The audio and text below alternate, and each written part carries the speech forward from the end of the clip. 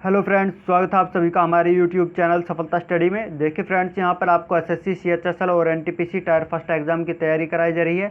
इस क्लास में previous exam में पूछे गए जीके के 25 क्वेश्चन लिए गए हैं, जो कि काफ़ी मोस्ट एक्सपेक्टेड क्वेश्चन है। आपके आने वाले एग्जाम में इन्हीं प्रश्नों में से प्रश्न पूछे जाएंगे। और ये हमारी क्लास नंबर 30 है। आप इस क्लास को लास्ट तक जरूर देखें और इससे पहले आ चुकी सभी 29 क्लासेस को चैनल की प्लेलिस्ट में जाकर जरूर देखें। उनमें भी काफ़ी महत्वपूर्ण प्रश्न ही लिए गए हैं। चलिए प्रश्नों की तरफ चलते हैं। देखिए, आप हमारे चैनल पर फर्स्ट टाइम आए हैं तो प्लीज़ चैनल को सब्सक्राइब कर लें और इस वीडियो को लाइक कर दें। देखिए, सबसे पहला प्रश्न यहाँ पर पूछा गया है कि एहोल कहाँ स्थित है। तो ये एहोल ये कर्नाटक के बीजापुर में स्थित है। यदि प्रश्न में पूछ लिया जाएगी कि इस पहाड़ी के निकट स्थित है, तो एहोल ये बादामी की पहाड़ी के निकट स्थित है, जो कि कर्नाटक राज्य में है। अब प्रश्न नंबर 2 लिया गया है, काफ़ी महत्वपूर्ण है प्रश्न भी, कि बजट 2020-21 की थीम क्या है। यहाँ पर बजट 2020-21 की थीम पूछी गई है। तो 2020-21 का बजट ये 3 थीमों पर आधारित है। यहाँ पर लिखी गई है थीम की महत्वाकांक्षी भारत, सभी के लिए आर्थिक विकास और देखभाल करने वाला समाज। इन थीमों पर 2020-21 का बजट पेश किया गया था और यह बजट वित्त मंत्री निर्मला सीतारमण जी ने पेश किया था। आप ये भी ध्यान रखेंगे। अगला प्रश्न देखते हैं। अब प्रश्न नंबर 3 है, भूदान आंदोलन की शुरुआत किसने की थी। देखिए, काफ़ी महत्वपूर्ण प्रश्न है। तो भूदान आंदोलन की शुरुआत ये विनोबा भावे जी ने शुरू की थी। विनोबा भावे जी ने 18 अप्रैल 1951 में तेलंगाना के पोंचापल्ली में भूदान आंदोलन की शुरुआत की थी।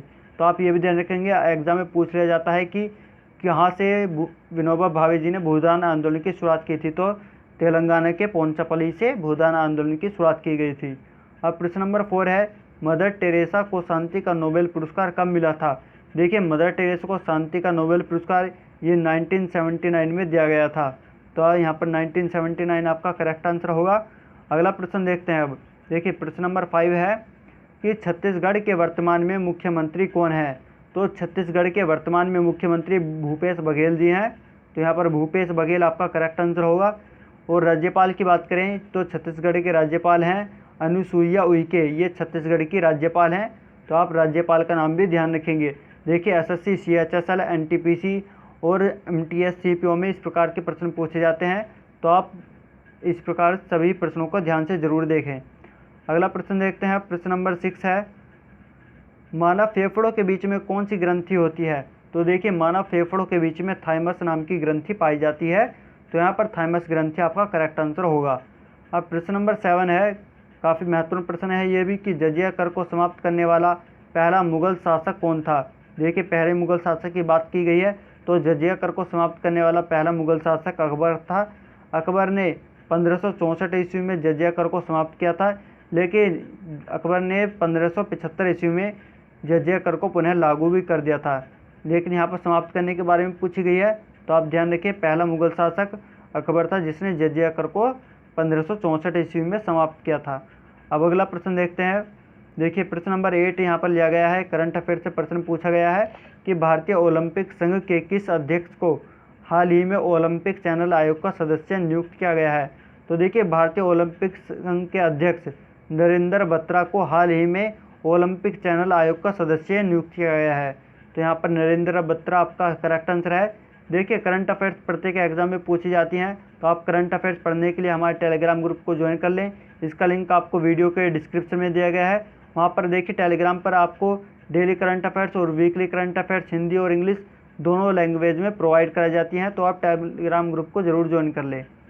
अब अगला प्रश्न देखते हैं। देखिए, प्रश्न नंबर 9 यहाँ पर लिया गया है, काफ़ी महत्वपूर्ण प्रश्न है कि छत्रपति शिवाजी टर्मिनल की स्थापना कब हुई थी। देखिए, छत्रपति शिवाजी टर्मिनल की स्थापना 1878 में हुई थी और यह कंप्लीट 1888 में बनकर तैयार हो गया था। और देखिए, यूनेस्को ने छत्रपति शिवाजी टर्मिनल को विश्व धरोहर सूची में शामिल 2014 में किया गया था, 2 जुलाई 2014 में। तो आप ये भी ध्यान रखें कि छत्रपति शिवाजी टर्मिनल को यूनेस्को द्वारा विश्व धरोहर स्थल सूची में 2014 में शामिल किया था। अब प्रश्न नंबर 10 यहाँ पर लिया गया है कि वनडे क्रिकेट मैच 2019 में डबल हैट्रिक लेने वाले भारतीय खिलाड़ी कौन है। तो वनडे क्रिकेट मैच 2019 में डबल हैट्रिक लेने वाले भारतीय खिलाड़ी हैं कुलदीप यादव। इन्होंने 2019 में वनडे क्रिकेट मैच में डबल हैट्रिक ली थी। तो यहाँ पर कुलदीप यादव आपका करेक्ट आंसर होगा। अब अगला प्रश्न देखते हैं। देखिए, प्रश्न नंबर 11 लिया गया है कि नोवाक जोकोविच का संबंध किस खेल से है। देखिए नोवाक जोकोविच ये टेनिस के प्लेयर हैं, यहाँ पर टेनिस आपका करेक्ट आंसर होगा। और ये किस देश से संबंधित है, तो ये सर्बिया से संबंधित है, यहाँ पर सर्बिया आप आंसर लगाएंगे। अब प्रश्न नंबर 12 है कि गोविंद सागर झील किस राज्य में स्थित है। तो ये गोविंद सागर झील ये हिमाचल प्रदेश में स्थित है। और देखिए हिमाचल प्रदेश में ही पोंग बांध झील भी स्थित है। तो आप ध्यान रखिए गोविंद सागर झील और पोंग बांध झील ये दोनों हिमाचल प्रदेश में स्थित है।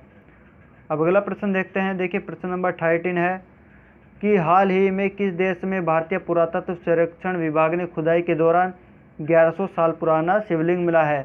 तो देखिए वियतनाम में हाल ही में भारतीय पुरातत्व सर्वेक्षण विभाग खुदाई के दौरान 1100 साल पुराना शिवलिंग मिला है। तो आप ध्यान रखें यहाँ पर वियतनाम आपका करेक्ट आंसर होगा। अब प्रश्न नंबर 14 है कि हाइड्रोजन बम किस सिद्धांत पर कार्य करता है। तो ये हाइड्रोजन बम ये नाभिकीय संलयन सिद्धांत पर कार्य करता है, यहाँ पर नाभिकीय संलयन आपका करेक्ट आंसर है। और देखिए परमाणु बम जो होता है वो नाभिकीय संलयन और नाभिकीय विखंडन दोनों सिद्धांत पर कार्य करता है, तो आप वो भी ध्यान रखें। चलिए अगला प्रश्न देखते हैं। देखिए प्रश्न नंबर 15 है कि विक्रम संवत की शुरुआत कब हुई थी। तो विक्रम संवत की शुरुआत ये 57 ईस्वी में हुई थी। विक्रम संवत को विक्रमादित्य ने शुरू किया था, तो आप ध्यान रखें। अब अगला प्रश्न है प्रश्न नंबर 16 की रामानुजन अवार्ड किस विषय में दिया जाता है। तो देखिए रामानुजन अवार्ड ये गणित के विषय में दिया जाता है, मैथ में। और 2019 में यह पुरस्कार एडम हार्पर को दिया गया था जो कि इंग्लैंड के गणितज्ञ हैं, तो आप ध्यान रखें इस प्रश्न को। अगला प्रश्न है प्रश्न नंबर 17, शरीर में ऑक्सीजन की पूर्ति किसके माध्यम से होती है। देखिए काफ़ी महत्वपूर्ण प्रश्न है। एसएससी में और एमटीएस में, एसएससी एमटीएस सीएचएसएल और एनटीपीसी में अधिकतर यह प्रश्न पूछा जाता है। तो शरीर में ऑक्सीजन की पूर्ति लाल रक्त कोशिकाओं के द्वारा माध्यम से होती है, तो यहाँ पर लाल रक्त कोशिका आपका करेक्ट आंसर होगा। प्रश्न नंबर 18 है केंद्र सरकार ने हाल ही में किसे नाइजर गणराज्य में भारत का नया राजदूत नियुक्त करने की घोषणा की है।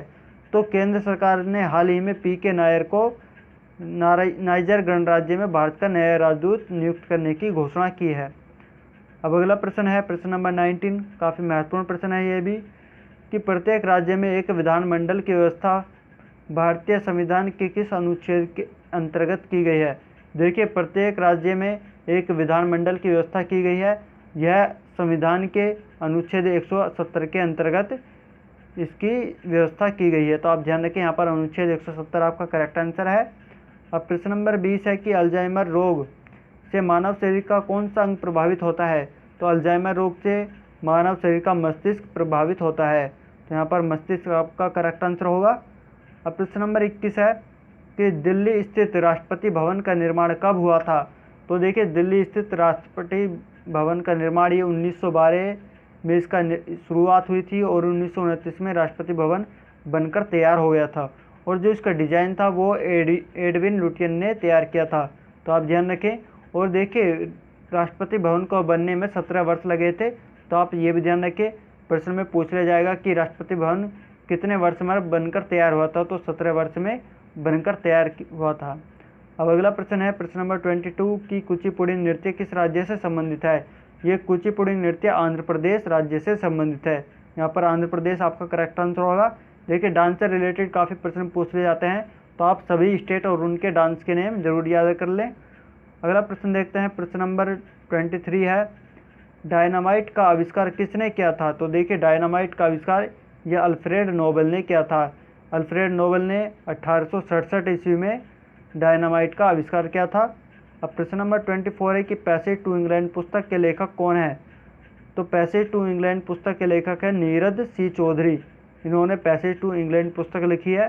देखिए बुक से रिलेटेड भी काफ़ी प्रश्न पूछे जाते हैं, तो आप महत्वपूर्ण बुक्स और उनके राइटर के नेम जरूर याद कर लें।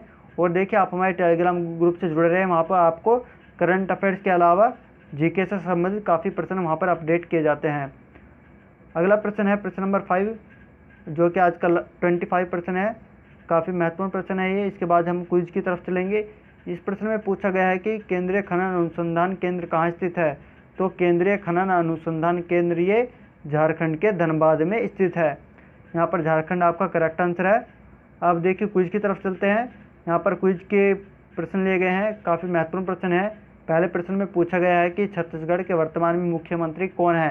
यहाँ पर इसके 4 ऑप्शन दिए गए हैं, आपको सही आंसर कमेंट बॉक्स में बताना होगा। और प्रश्न नंबर 2 है कि कुचिपुड़ी नृत्य किस राज्य से संबंधित है, तो आपको इसका आंसर भी कमेंट बॉक्स में बताना होगा। और साथ ही आपको यह क्लास कैसी लगी यह भी कमेंट बॉक्स में बताएं। वीडियो को लाइक करें और अपने सभी फ्रेंड्स के पास शेयर करें। और यदि आपने अभी तक चैनल को सब्सक्राइब नहीं किया तो प्लीज़ चैनल को सब्सक्राइब जरूर कर लें। चलिए नेक्स्ट क्लास में फिर मिलते हैं। Thank you.